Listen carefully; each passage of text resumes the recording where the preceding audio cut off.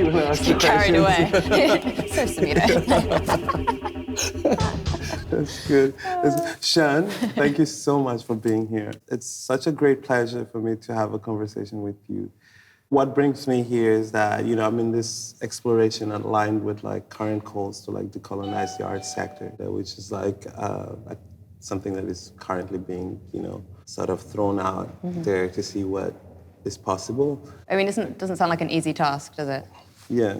Like, I think we've got like similar stuff in the UK, like lots of museums and institutions are throwing around this word like decolonizing Voilà. without a whole lot of context about what it means in the grand scheme of things and what they specifically mean by it. And then a lot of the time it kind of clashes with actually what they stand for as institutions. Exactly. I think we need to dumb it down a little bit or like, start from the Back to basics, because I think you cannot discuss these issues if you haven't really clarified what kind of decolonization or like what kind of equity, what kind of inclusion, what kind of diversity you want. And like why, like what actually are the kind of priorities in this to try and shape actually the specific like actions that would be valuable from this kind of attempt at decolonizing. Especially if you take into consideration that, if you look at people's practices, like some people are already like embodying these types of concepts and, in the actions and all of that. So there's plenty of people who are doing the right things, but, I think the organizations haven't really tapped into that kind of resource or like haven't opened up their hearts enough to like allow those who can, really foster tangible change and transformation to actually do it. But as I explored, I also became keenly aware of the sort of pivotal role of like interdisciplinarity in it, because I think that it's such an interesting vehicle of like sort of imagining new futures or at least like simulating or like creating new identities, So when I encountered your remarkable work, I was like, okay, I need to talk with this person, because the way you engage in art offers sort of glimpses of what's possible. So I think what's interesting about being interdisciplinary as an artist or practitioner is that combining of elements and that kind of almost like avoidance of boxes and definitions and being a little bit more expansive. I think it's something that we touched upon yesterday about this idea of not being afraid of complexity and allowing things to be messy, to be entangled, to kind of seep together and to really kind of like mess up this idea of this is this and this is that, this is black, this is white. And I think that like openness to things not being clear-cut is probably a helpful way of dealing with decolonization, because this is not something easy to untangle. Yeah. It's going to be this huge like knot of things that needs to be kind of picked apart and allowed that kind of space to be a complete mess for a little while until we start to kind of find out things that are a little bit clearer. So that's why I think artists in particular, those that are working across mediums, would have interesting things to kind of say, interesting methods of approaching things and probably like good methods for like problem solving without it being such a kind of requirement to get like a definite answer out of it. And I think for me, within my practice, I always like to say that my work asks more questions than it answers. So I think that kind of, that willingness to be like, maybe I don't know. But like I'll have a route around and maybe I'll find something kind of interesting in that process. I think is quite a nice approach to things that perhaps more, analytical or rigid thinkers would find kind of difficult or stressful. And how does that background, the interdisciplinary background, actually influence your artistic approach and especially the themes you explore in your work? Yeah, so when I say kind of interdisciplinary, I try to use it in the broadest sense. I've talked before about how I like the idea of having absolute freedom as an artist. So to me, the term interdisciplinary allows me that. It lets me kind of mix together different mediums, kind of pick and choose, depending on where a project takes me or where a concept takes me. But that being said, I tend to bring together the digital and the performative. So in that, you get this combination of digital and the bodily or the live or the physical. So that idea of kind of duality, I think, is quite interesting, or that idea of like a false duality in how we like to think of these things as ultimately separate. Yeah, we like to put them in their little kind of compartments and keep them away from each other. Yeah. But I'm much more interested in the points where they seep together, where they intermingle. And I often use that as a kind of like useful metaphor for me in thinking about identity. So a lot of my work is a kind of mirror to that idea of physical, digital, duality, real, fake. I use that to reflect how I'm mixed heritage, so I'm half Chinese, half British, and that idea of being like both and neither at the same time, of being that kind of seeping point, that place in between worlds.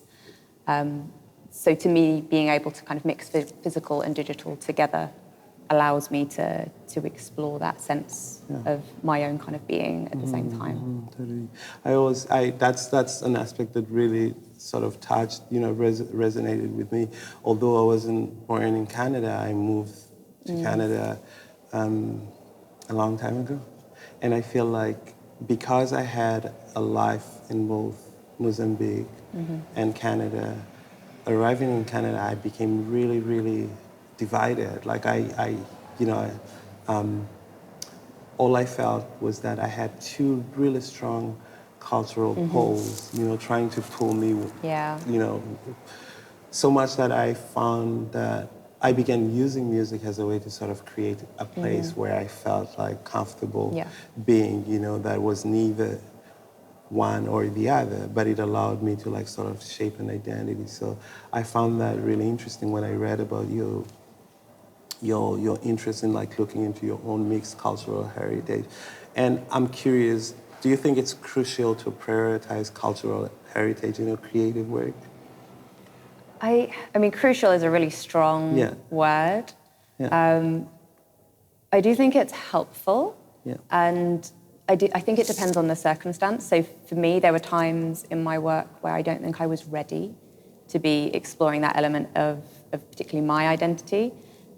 To me, it's a really vulnerable thing to be doing. And I described it before as it feels a little bit like publicly dissecting yourself. Like you are taking apart like bits of yourself. You are looking at kind of your innermost thoughts, your fears, like things you don't really understand about yourself, things you feel insecure about. Shame. Shame, as well as kind of celebration. You get the good and the bad kind of in that process. But you don't know what you're going to find until you start doing it. So I think the idea of doing that as a artistic process, maybe as a creative process, is slightly separate. It is very exposing.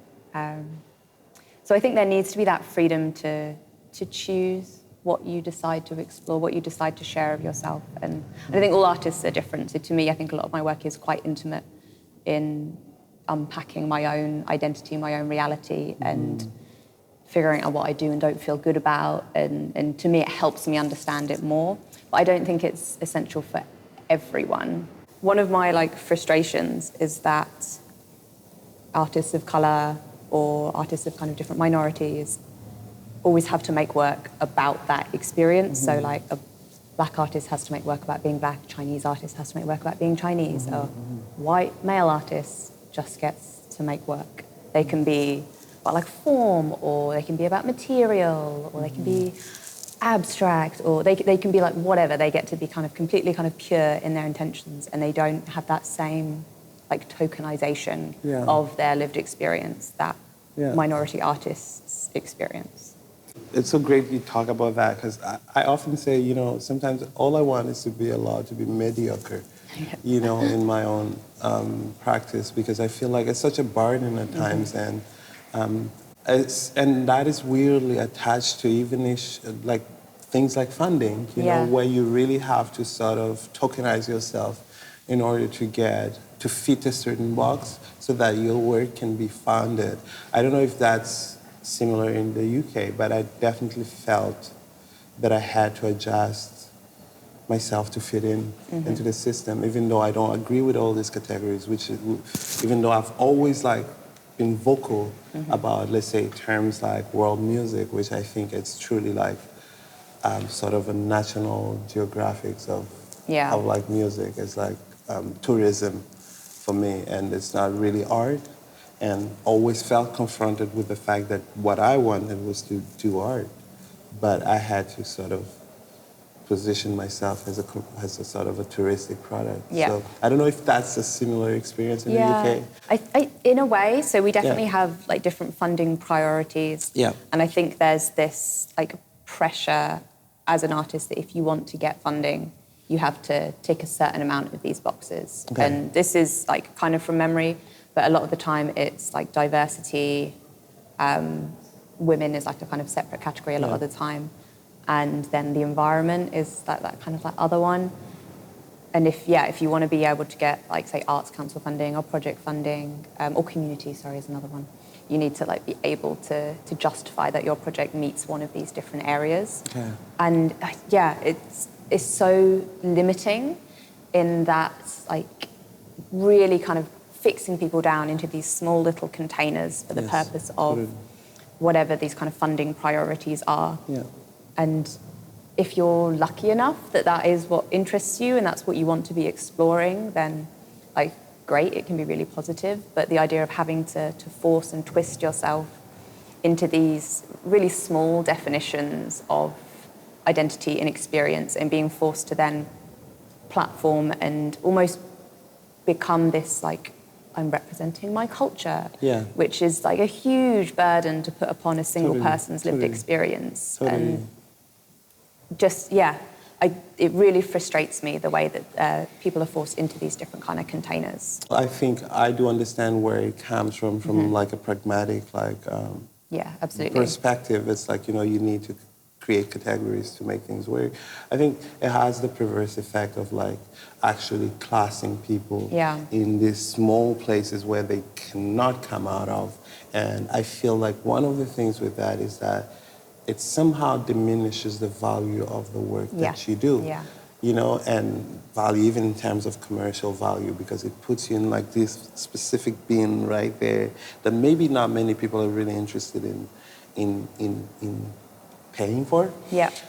And then it sort of it extracts the value of the art, the artistic value of the work. And actually what is art with that, without like that, like what is culture without art? You know what I'm saying? Like, I mean, we can talk about this like forever, but there's something about it that I think has a very tangible sort of negative effect. To artists of color, especially because you don't get to the main sort of display because you have to fit a different, smaller category that we can work with, right? And I think there's something in the people that have decided that these are the categories not really having a lived experience of what it's like to be put into those boxes. And also this idea of like diversity, like this kind of is like this whole idea of decolonization. It is a really broad term, but in these applications it means a very small and specific thing. But no one wants to actually say that this is what it means. Like diversity means like I want someone of color. Like it's just another way of saying that in some of these settings. It's othering. Exactly. It's this complete othering, and it's quite alienating a lot of the time. I love this reflection a lot. What would a world where tokenization doesn't exist look like? I know it's a crazy question to ask, but I feel like that's the purpose of us sitting down and talking about these things, It is. This is a really huge question. I think this idea of it being like a white person of, say, middle class kind of economic positioning, deciding that they want to have some work by like a black working class person, like that feels like a tokenization. Whereas like I did a project where it was all about Asian identity through a digital lens. And it was a Chinese curator who engaged in these mediums. It felt like it was coming from an authentic place. It was someone you could have like a real dialogue with about the areas that you wanted to explore that could respond with her lived experience. And that, even though it was a project exploring cultural identity and the nuance of that, it didn't feel like tokenization because it felt like a conversation of people in the same place. It somehow speaks to something that we're discussing yesterday, which is this idea of like the problem being leadership, and the necessity to capacitate leaders actually. But beyond that, it also means that you need to put the right people in those positions, because if you have a person like the person you work with in this project, then things become genuinely creative and respectful, and it has the effect, the top-down effect that we actually need, which is a structure that comes from a very respectful place to the culture, that is not tokenizing or like sort of diminishing the value of it. And it's like all this idea of like a white man on top deciding who he wants to sort of commission a work based on like race and gender is actually a very colonial thing. If you think about it, it goes back to like, Anthropologia de Varanda, which was like, just traveling to places and sitting down in your porch and telling all the natives to come, stand, and then you take notes about who these people are. I just read Orientalism by Edward Said, and very educational. I think before I interrupted you and made us kind of skip backwards, we just started talking about spirituality. Yeah, I think it's actually a right moment to like jump into that. How do you perceive the impact of technology on human consciousness and spirituality? Yeah, that's another big question. We're doing all the big questions today. So to me, I like the idea of looking at spirituality or consciousness, kind of whatever your word for it is. I try to keep it as broad as possible, but this idea of it being the kind of indescribable quality of humanity, of kind of life, that kind of metaphysical kind of quality of being. And I like how intangible that is and how difficult to define compared to like the hard edges of the mechanical or the technological. And again, how we like to kind of try and think of these things as totally separate. But the reality being that it's our consciousnesses, it's our energies that have constructed these technologies. They are, in many ways, a mirror of ourselves. And I think there's this, this strange idea that because we've built these machines, we understand like all the greater things that there are in this world. And I like to kind of draw upon how the opposite of that is true, this idea of we don't even really understand the fundamentals of ourselves, of what's inside of us, of how expansive that is. So we exercise this control over like little small kind of circuits and machines and screens and pixels. I kind of like to kind of use them as like a parallel to explore how little we really truly know about everything around us, or everything within us. And it's like, we use that kind of duality in a very rigid way, where it's like, it's actually something that helps us sort of have this sense of control, but everything in between we actually don't understand or understand very little, but there's so much, it's like... Definitely. I like to kind of mix metaphors in that way to kind of highlight that difference. So making technological devices that look like kind of talismans, or that kind of evoke something of a more spiritual quality, or experiences that bring you into more of a meditative state rather than that kind of hyper-focused, productive kind of state. I guess in a way trying to use technology to leverage some of those spiritual experiences or spiritual rituals or processes. And when you go through that, or when you engage in that, what is your hope in terms of what do you want your audiences and, to experience? What are you trying, what is the dialogue? What is the... I think most of the time I just want my audiences to ask some more questions. I try not to be too didactic in the work that I'm creating. I never really create something that has this is the answer, this is what you should think, this is what you should believe. It's more about kind of weighing things up and saying, like, well, there's kind of this, and that's kind of interesting, but then how does that fit together with that? And then it's like really in conflict with this, which we kind of commonly believe, and then it all fits together like really strangely, and isn't that kind of weird and interesting, and maybe I should think about it differently. Back to that kind of idea of like, I like to ask more questions than I answer in my work. yeah, I feel like I just kind of like take things, unpack them, tip them out all over the floor, and then just like leave it there. I love that you go everywhere, you know, and that's in like true exploration form. Like, I love that you're allowing yourself, you're giving yourself the permission to like really explore all possibilities. And that's what I found amazing about your work, you know, reading and just going over the different works that you put together, and the articulation of it is so clear. Could you discuss the concept of virtual identity and its implication in human consciousness? Yeah.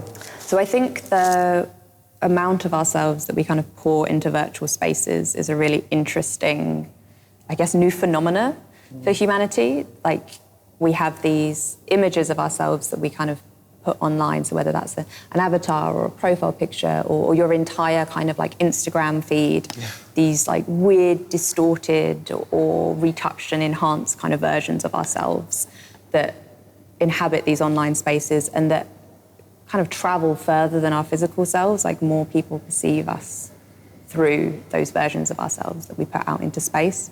So I think just as a weird extension of human experience, it's a really interesting space to kind of navigate and explore the results of. I also think there's something interesting in not only the images of ourselves that we put out, but the images that we take in, whether that's the images of other people that we know, people that kind of exist in physical reality, or just the really mediated images come through in like popular media. So that's something I work a lot with in looking at different representations of identities within like video games or within anime, within kind of movies, and the kind of life imitating art kind of effect of that, the distortions that come through, and how those mediated images can then bleed into our ideas of self, our ideas of beauty, of kind of aesthetics and identity, and then how in turn that affects how we portray ourselves, the images that we then kind of feed back out. This strange kind of feedback loop is something that I think that's very interesting about, virtual identities and the knock-on effects of it. And can you discuss the inspiration behind Deity? Yeah, so I think Deity is an interesting work off the back of that last question, because it has these 3 avatars that you're presented with, and they are placed in a position that they look like a big vanity mirror, so they're like a reflection, and the avatar is suspended in this kind of inky black liquid, so it feels like this black mirror. It's like you're looking into your device, you're looking into the digital, into this virtual kind of portal. The avatar itself is this hyper-retouched version of myself. So I've taken a selfie, I put it through this app called Me Too, which is a Chinese filter app. It does some very impressive retouching. But if you like really, really kind of feed it through like a couple times over, you get these uncanny results. And to me, they reminded me quite a lot of like the Final Fantasy characters, like those type of like Asiatic females that I saw in video games growing up. So I found that quite like striking, that I was able to render my own image in that kind of style. So that's kind of one layer to the piece. And then the other is this idea of the viewer having to embody this form that isn't their own. So like you would in a video game, you would pilot this kind of character with a body that isn't yours, but in a way that's like a little bit more detached. So in Deity, you have an Xbox Kinect, so you have this kind of invisible connection between the physical and the digital. And it's a kind of sensor, very old school, where a viewer can kind of move and the sensor will perceive the body and it will attempt to translate those movements back onto the avatar. So you can have this very embodied experience of being really aware that you're the one controlling this body. Okay. And anything that you want to make the avatar do or perform, you have to physically do it yourself.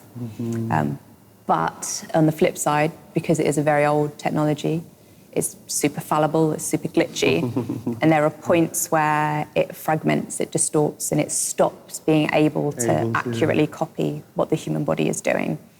And I really like to kind of lean into those areas. I like to lean into the glitch, and I like that it kind of highlights that disparity between our virtual selves that we put online and our physical selves. Very, very interesting. So we like to think that they're kind of super connected, and like that's just me, that's my kind of extension of myself, but But in there's still fact, glitches. like if we look at our everyday lives and our Instagram feed, like there is a huge disconnect. They're not actually the same like we like to believe. Latency is a really good word, actually. How do you think that promotes like collective introspection and sort of a personal discovery? You know, when people try it out, you know, what do you think it does to people, and what do you hope it does to people? Yeah, I think introspection is a really nice word. Like I do think this work is quite an introspective piece. It has this quite haunting audio that accompanies it, which looks to kind of bring people into a little bit more of kind of a meditative, but also a little bit more of a darker beautiful. Kind of state. It is quite ominous, and particularly in the presentation at Mutech, in this kind of dark, moody basement space, it's got a lot more of that kind of edge to it. And actually, it has also these physical accompaniments of these tentacle-like sculptures that emerge from the ground, and they're meant to kind of surround the viewer. So you feel a little bit like there's these overbearing kind of beings around you. The main emotion that I'd hope people come out with is discomfort. It should make people a bit uncomfortable. And whether or not that discomfort is that unwillingness to engage, to put yourself out there, to step into the ring or the stage and be the person engaging and performing, or just the discomfort of this quite sexualized kind of body that they're performing with, and the kind of discomfort in that, or just the discomfort in the frustration of not being able to kind of navigate it, not being able to steer it, not being able to get it to do exactly what you want. It speaks to something you mentioned yesterday on like technology, on how you're not necessarily trying to like explore farther, but like sort of, you know, pull back from it and like, you know, maybe reduce the gap between like digital and analog in a way, you know, go back to, you know, visions and concepts and notions that have to do with your upbringing, you know, when you were younger, you know, a bit more. So I think I've got a real fascination with nostalgia. And kind of retro tech nostalgia. And one of the things I'm really interested in is, and it's kind of early days for me, seeing how it really fits into my work. So I think I'm going to be equally vague back at you. But I love that. But this idea of how we've somehow ended up with these hyper-capitalistic, really boring, cold, sharp edges, black box devices. And there's no transparency, there's no kind of need for us to understand our devices anymore. They are like so slick, so perfect, like the UI is so clean that we never need to question how it actually works.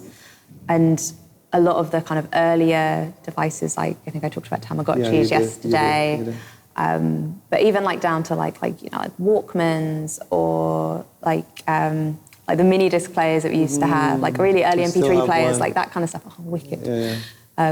The things that you've like actually had to kind of handle that had like all these different kind of buttons and different functions, or they were really kind of simple in their function, like compared to this one thing that does everything. To me, there's just something very interesting about those kind of like devices when we just started kind of branching out in this way, where it was like these little kind of companions that we brought with us that had like these little kind of particular uses and also were just formally more interesting, like the kind of shapes and the designs. Back when like things were transparent and like jelly colours, like it felt like there was a lot more potential for optimism and kind of interesting creative things to happen. And I like that idea of looking back and thinking about, could this have been different? Could we have ended up with something, I don't know, more utopian feels like a little bit of a strong statement, but something a little bit more expansive. In an ideal world, you know, scenario where fairness isn't approached incrementally, but rather as an utopian ideal, what does a world that embodies true equity look like to you? Yeah, I mean, equity I think is such an interesting term, and a good term. I think a lot of the time we like to throw around the word equality, and in reality, like, no one is equal. Like, equality does not exist.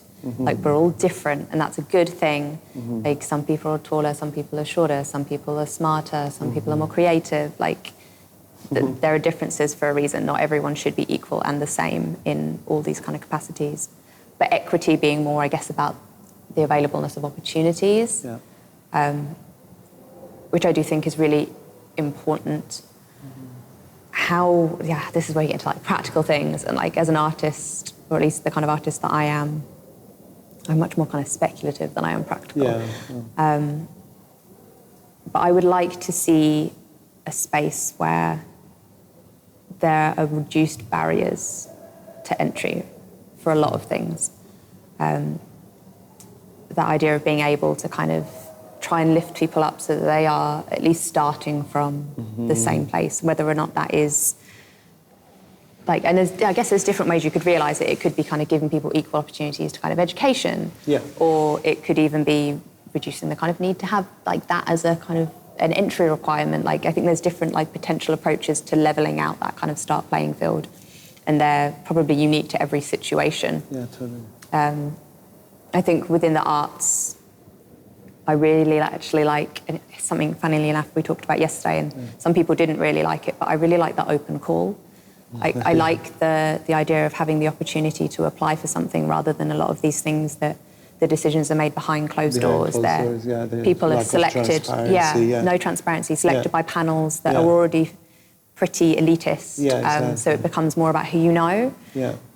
And as someone that had no connections to the art industry kind of through family or friends or any kind of way really, like the open call is how I got into the industry, like finding things, understanding them, figuring out if there was a place that I could fit into it and writing an application as an outsider.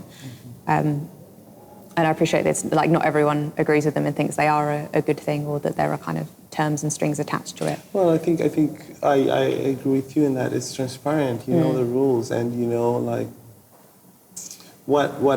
it feels very democratic when it works. When done, right?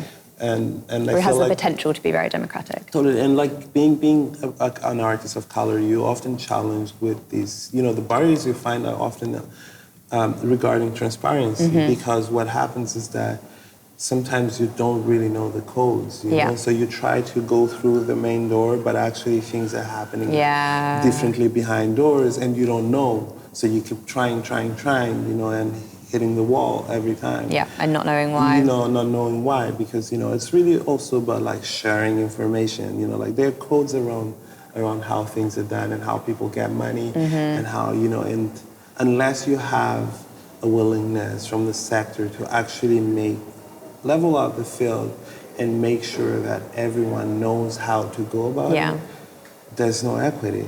I'd stay here talking to you all afternoon. I mean, we had a chat yesterday and I got a sense that you're someone who's very driven, who's very like, you know, deliberate. And I'm just interested in just hearing... Like what's next? Yeah, what's next? You know, what's... Well, I guess we've got immediately next, which is a performance for MUTEC this afternoon, which I'm very excited about. And then the new kind of projects I'm looking to explore is a potential work, again, using Connect, looking at virtual experience and looking at the body in particular. And another project that I'm really looking forward to kind of digging into as more of a personal project is looking at these kind of retro, nostalgic tech devices and trying to create some more little mini sculptural kind of works that incorporate kind of screens and holograms and draw a lot from my childhood nostalgia of those kind of like 90s and noughties devices and the kind of devices that you would get in anime. So trying to find like a nice kind of joyful kind of work that is going to be like really playful and fun, but use that as a way to reflect upon, you know, new directions for kind of tech, new approaches for our devices and new futures. Thank you so much for making time for this. It's been a really great pleasure for me to have an opportunity to sit down and chat with you. And Conversas. Conversas. Thanks so much, Savito. No, my pleasure. It was easy. Yeah, I'm a little bit tired, but... That's cool. Yeah, I think we're good.